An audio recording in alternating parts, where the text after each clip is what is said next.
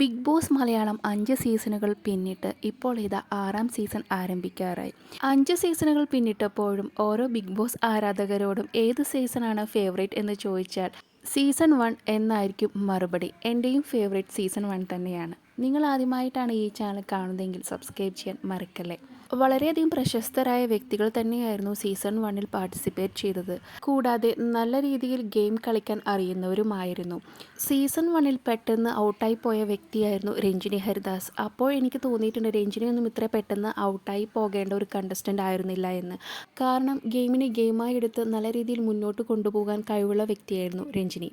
ഇതുവരെയുള്ള സീസൺസ് നോക്കിയാൽ ഏറ്റവും കൂടുതൽ പ്രതിഫലം വാങ്ങിയ കണ്ടസ്റ്റൻസ് ഉണ്ടായിരുന്ന സീസണായിരുന്നു സീസൺ 1. D4 ഡാൻസിൻ്റെ അവതാരിക എന്ന നിലയിൽ അന്ന് പേളി മാണി വളരെയധികം ശ്രദ്ധ നേടിയിരുന്നു. അതുകൊണ്ട് തന്നെ പേളി മാണിക്ക് ദിവസേന 50,000 രൂപയായിരുന്നു എന്നാണ് അന്നത്തെ റിപ്പോർട്ടുകൾ. നടൻ അനൂപ് ചന്ദ്രന് അന്ന് 71,000 രൂപയായിരുന്നു ദിവസേന പ്രതിഫലമായി ലഭിച്ചിരുന്നത്. പിന്നീട് നിൽക്കുന്നത് രഞ്ജിനി ഹരിദാസ് ആണ്. രഞ്ജിനിക്ക് ദിവസേന 80,000 രൂപയായിരുന്നു പ്രതിഫലമായി ലഭിച്ചിട്ടുണ്ടായിരുന്നത്.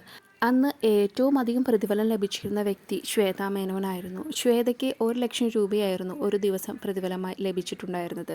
18 മത്സരാർത്ഥികളായിരുന്നു അന്നത്തെ സീസണിൽ ഉണ്ടായിരുന്നത്.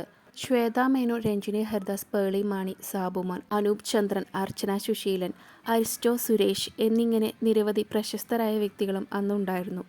ആ സീസണിലൂടെ കുടുംബജീവിതം ആരംഭിച്ചതാണ് പേളിയും ശ്രീനിഷും. ഇതുവരെയുള്ളതിൽ ഏറ്റവും മികച്ചത് സീസൺ 1 തന്നെയാണ്. നിങ്ങളുടെ അഭിപ്രായം എന്താണെന്ന് കമൻറ്റായി രേഖപ്പെടുത്തൂ.